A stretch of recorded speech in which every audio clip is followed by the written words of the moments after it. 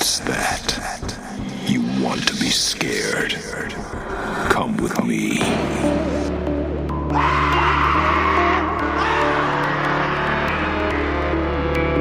You will experience tales of horror, ghosts, and death. It is not recommended for the weak at heart. Listen in the dark. It's more fun that way. This is Weekly Spooky. Well, hello there, my friends. I am Henrik Kuto, your host and narrator, and thank you for joining us for another week of some spine tinglers to help you feel that Halloween feeling, even in the middle of the summer. That's our whole goal.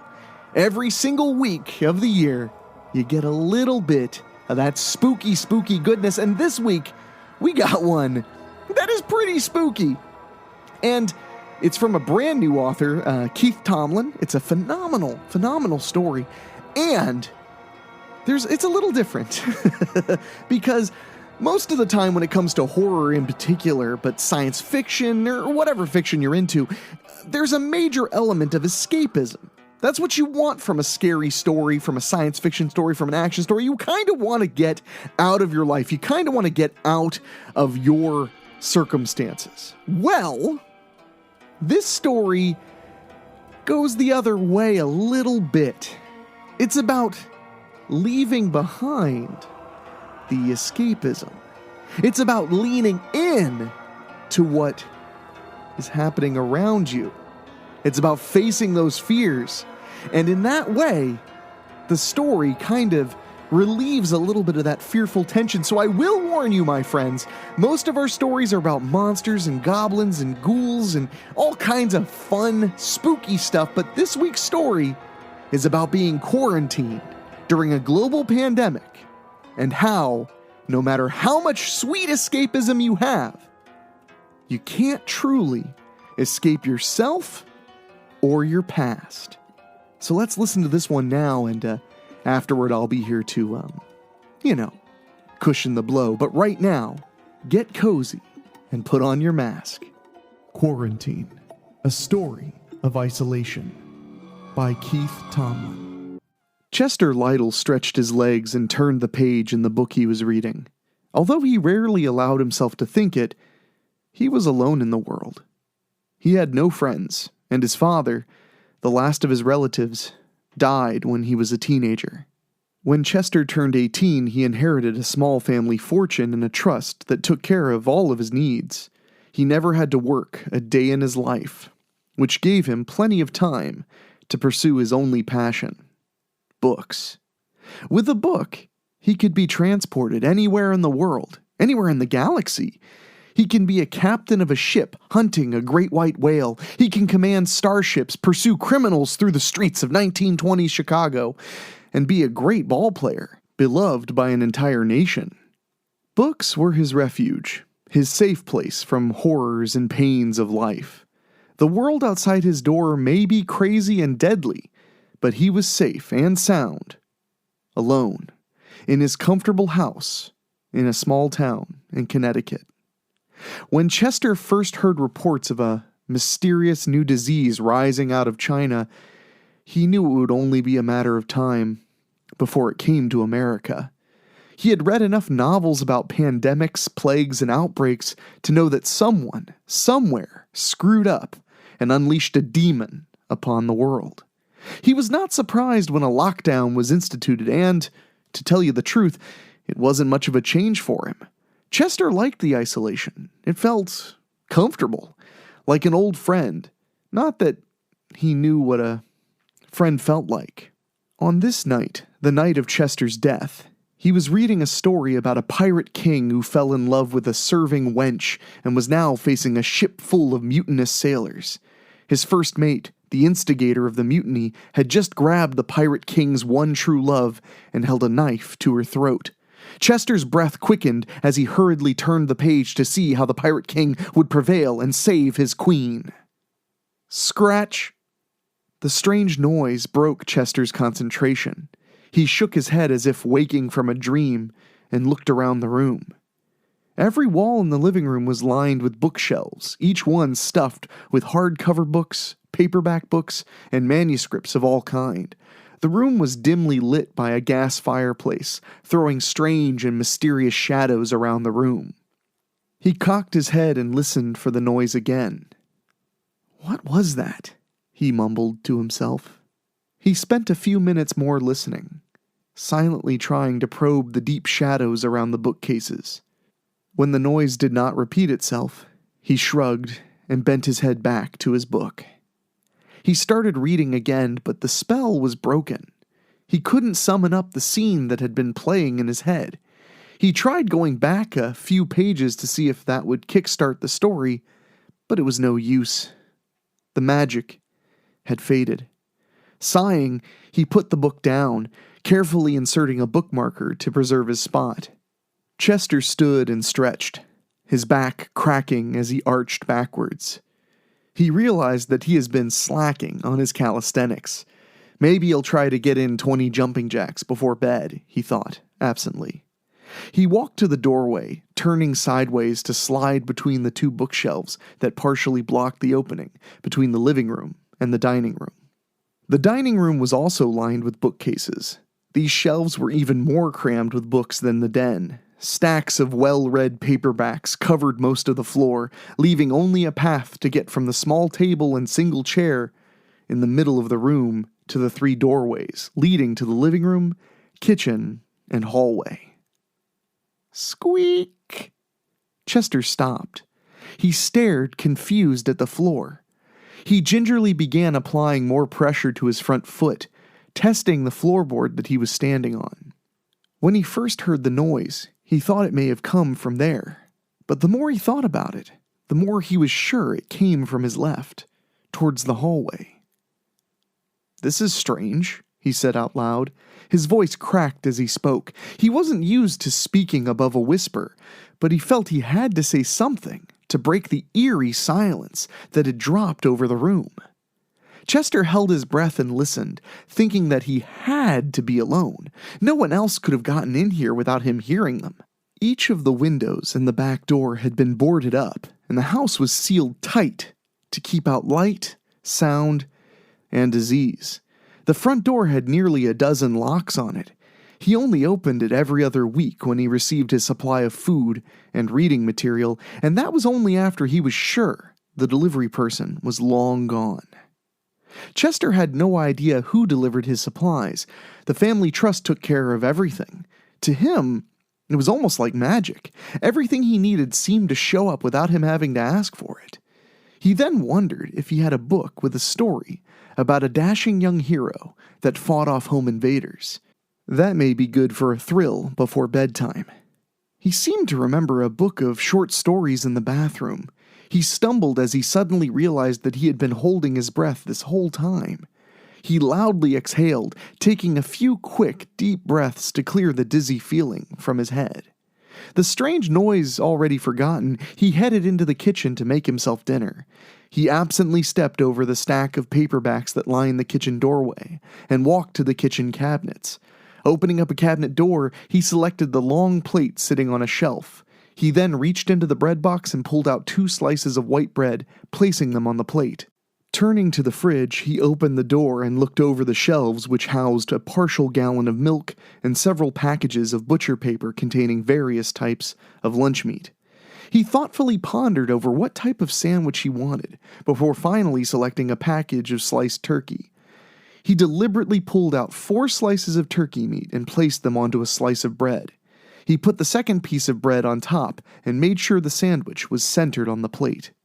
Next comes his favorite part of dinner, dessert. Chester opened up a drawer and looked longingly at a pack of vanilla cream cookies. Whomever delivered his supply of groceries only gave cookies once a month, so he was careful to ration them. Shivering with anticipation, he reached into the drawer to grab the 3 cookies that he would eat with his meal. "What?" he exclaimed when he found nothing but crumbs. There should have been enough for at least 3 more days, but the package was empty. Dumbfounded, he picked it up and shook it, showering the counter with crumbs that fell from a ragged hole in the back of the package. Turning it over, he stared at the hole, for several seconds. It slowly dawned on him that something had chewed through the plastic wrapper and ate his cookies, that something was loose in the house, that something had invaded his space, his safe zone. His mind flashed through the endless possibilities of what this creature may be. He thought of stories with creatures from outer space, demons from the darkest pits of hell, and fairies from tales of old. He finally realized the only logical explanation would be, "A mouse?" he whispered out loud. "A mouse," he said in a firm voice. "A mouse! A goddamn mouse in my goddamn house!" he exclaimed loudly. At the edge of his peripheral vision, he saw something dart out of the kitchen, running between stacks of books into the dining room. Chester gave a guttural growl and picked up the closest object he could reach and threw it at the creature. The empty package of cookies only flew a few feet before slowly floating to the ground. Chester's face turned red with the shame he used to feel as a child when he tried to play sports with the other kids. The indignity of it was too much, and he charged into the dining room, kicking over stacks of paperbacks as he ran. Breathing hard, he stopped to listen. And, upon hearing nothing, he arbitrarily chose to proceed down the hall. He paused every few steps, drawing on the lessons he learned reading countless stories about great hunters stalking prey in the deepest, darkest jungles of Africa. He made a point not to think about the fact that a great hunter would not accidentally kick a copy of The Great Gatsby down the hall, causing a stack of mid-century French poetry books to topple over. He stopped at the bathroom and flicked on the light. Looking at the piles and piles of books, for the first time, he no longer saw adventure and romance. He only saw all the dark places where an enemy could hide. Chester nudged a pile of books with his foot, jumping back in anticipation of a rabid rodent leaping out to attack him. When nothing happened, he felt like a fool, his face once again turning red with shame. Disgusted with himself, he kicked another pile of books. He shrieked with panic when a mouse did pop out from behind that pile, ran across his foot, and out into the hall. Falling back and landing on his rear, he caught a quick glance of the small furry brown creature squirming under the door of the spare bedroom, across the hallway from the bathroom. Trying to rise to his feet, Chester slipped on some paperbacks before his feet found purchase, and he smashed into the bathroom doorknob. He grunted as pain exploded from his hip, but he carried on, as a true hero does. Chester leapt across the hall and thudded into the bedroom door, hitting it before he was able to grab the knob. Once the knob was turned, the door popped open and he spilled into the room, almost falling down once more. After pulling himself upright, he slammed the door shut. In the center of the room, Chester stood, quiet, once again listening for the creature, but he could only hear the pounding of his heart. Taking a few deep breaths, he slowly looked around the room. Like the rest of the house, bookcases filled the walls of the small bedroom. A large antique roll-top desk sat to his right. He kept scanning the room, but the desk kept drawing his eyes back to it. He loved that desk. It was one of the few pieces of furniture he was able to keep after his father died. Not only that, it was where he kept most of his valuable books, rare first editions from some of the most famous writers in history. He stared at the desk, and it hit him right in the pit of his stomach. He walked over to the desk and reached out a shaking hand, somehow knowing what he would find inside. He slowly opened up the roll top, and piles of shredded paper tumbled out. His books, his wonderful, lovely books, were nothing but confetti. Rage boiled inside him, a murderous rage that he had not felt in many years. He snarled and screamed a curse, cursing the mouse, cursing the virus, cursing his life. Out of the corner of his eye, he spotted the mouse. The little bastard was just sitting there, looking up at him, mocking him. Chester slowly reached for a large, heavy book sitting on the top of the desk, an evil grin spreading across his face. With the book in his hand, he quickly turned and leapt across the room, raising the book in the air. He locked eyes with the mouse and, with all his strength, slammed the book down on top of it. He started to feel regret, but quickly pushed that emotion away, thinking about the torment this little rodent put him through. Panting hard from exertion and aching from landing on piles of books, Chester laid on the floor, trying to gather himself. After a few minutes, he was able to take a deep breath and slowly got to his knees. He looked at the huge book still clutched in his hands and slowly lifted it, expecting to see the broken body of the little mouse lying on the floor. He was shocked to find nothing. Nothing at all. He stumbled to his feet, confused. There was no way the mouse could have avoided the book. He had watched the book come down on top of the vile creature. Squeak! Chester spun and stared at the mouse sitting on top of the roll-top desk. He locked eyes with it and knew it was the same one, except it seemed bigger somehow. Squeak! Hearing another noise behind him, Chester turned to face another large mouse sitting on a bookshelf, staring at him with cold, black eyes. Chester heard scratches and clawing from another bookcase to his left. Panicking, Chester grabbed the doorknob and yanked the door open, almost pulling it off the hinges. He blindly ran down the hall, slipping and sliding on books until he was once again in the kitchen. He stopped and tried to gather himself. Chester stared into the dining room as the sound of dozens of tiny clawed feet grew louder. He panicked again and ran to the back door.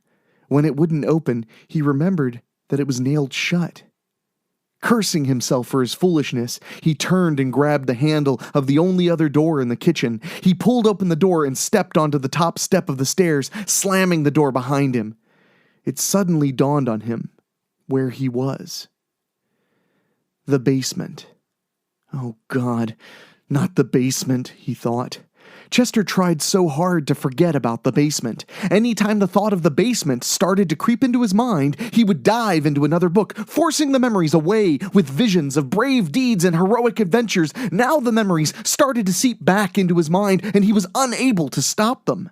Chester's grandfather, by all accounts, was a stern man who had built this house with his own hands. He was a plain, God-fearing man who married a plain, God-fearing woman who died giving birth to their only child, Marcus, Chester's father. Marcus had a hard life and grew into a hard man. When his father died, Marcus brought a new bride home to his house. She was a timid, mousy woman who had grown up beaten and abused. Her life with Marcus was no different. Within a year, Chester was born. A year after that, Chester's mother died in a brutal fall down the basement steps.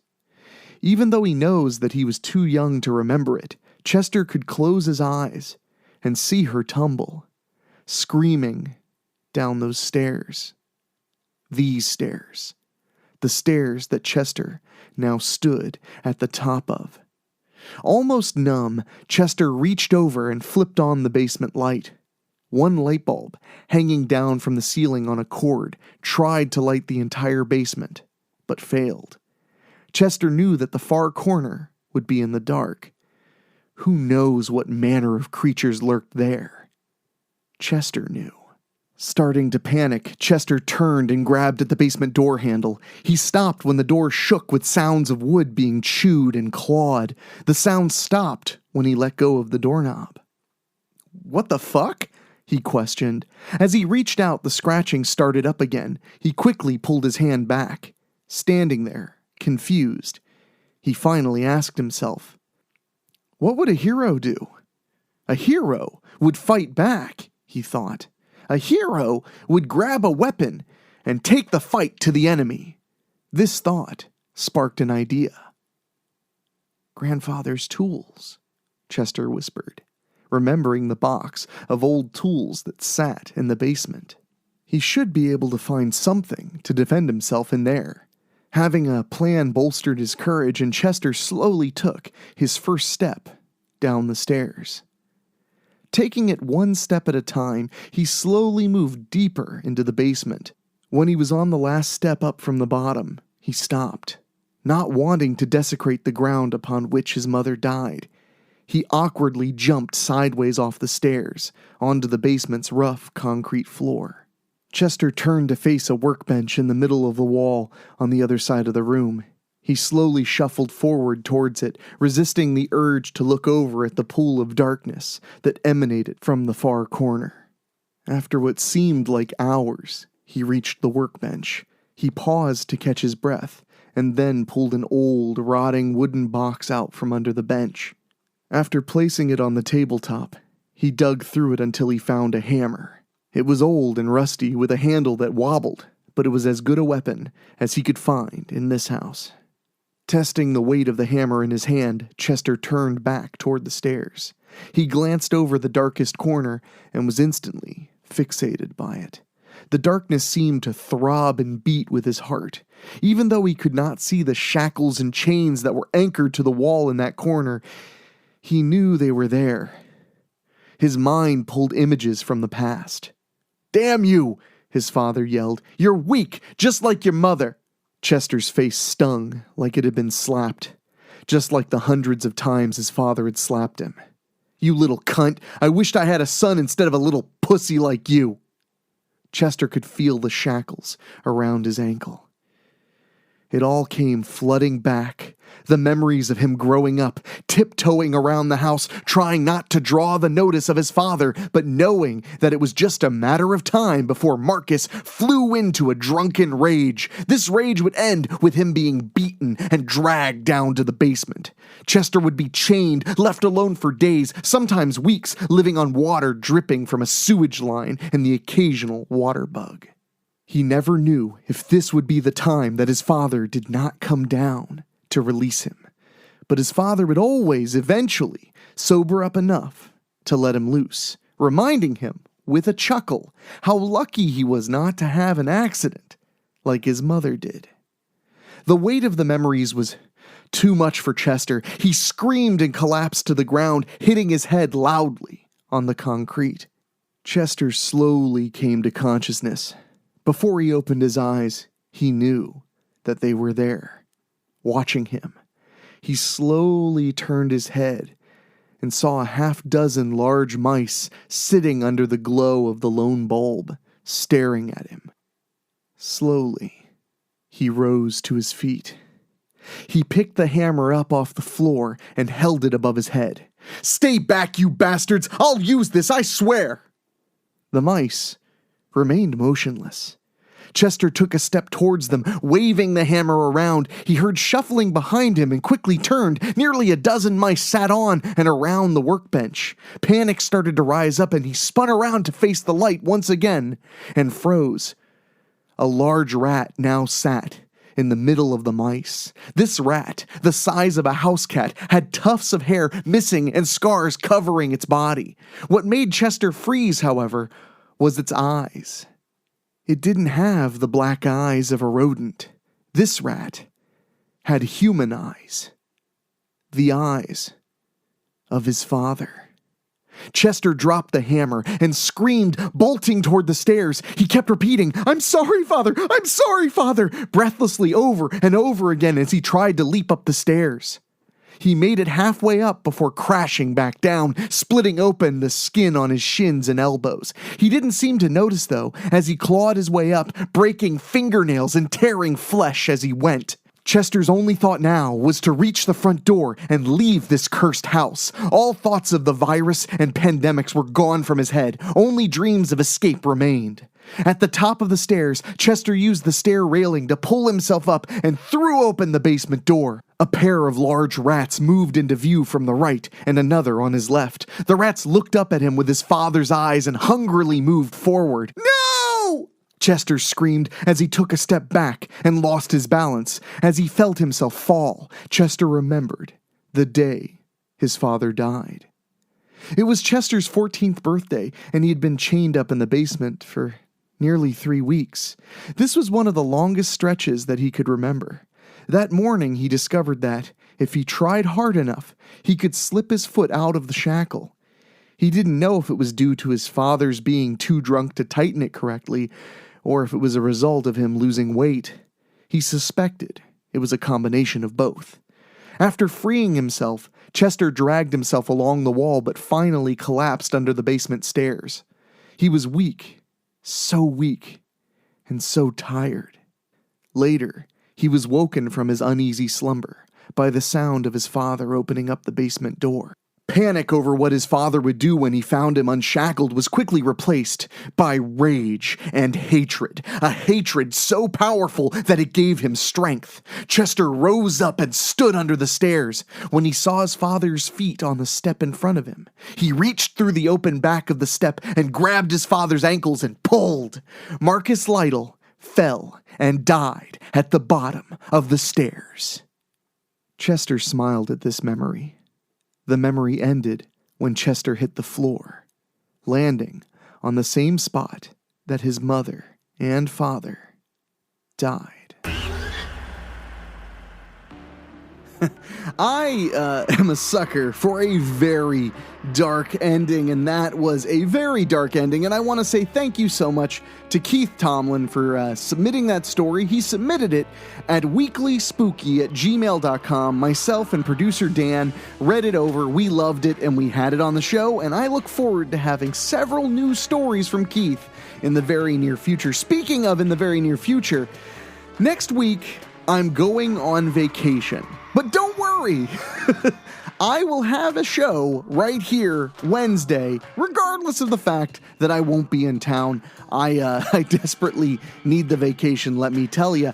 But I just want to let you know I will be out of town, but you will still have a show to listen to, I promise, because I guarantee a show every single week. I also want to say a huge thank you to our Patreon. The Patreon keeps growing, and I appreciate it so much. For those who are not familiar, the Patreon doesn't just support Weekly Spooky, it also supports my other podcast, This Show is Awkward. It also supports my photography, which sometimes gets a bit on the spicy side. It supports a lot of my filmmaking endeavors. You get all kinds of exclusive content. Definitely worth checking out. So if you want to find out more, head to weeklyspooky.com and you can become a backer like some of our big boosters like Jeff Hilton, Jason Lindberg, Karen Wiemet, Jack Kerr, Craig Cohen, Rob Fields, and Kevin Fry. They all help every single month with keeping the spooky rolling every single week.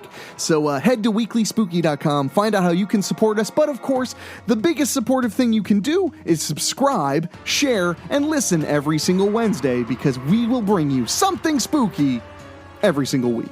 So anyway, my friends, please take care of yourselves, be well. I'm going to get out of here and record next week's show back to back. So I've got a little extra hair-raising adventure of my own. So I will see you next week. Until then, talk at you later.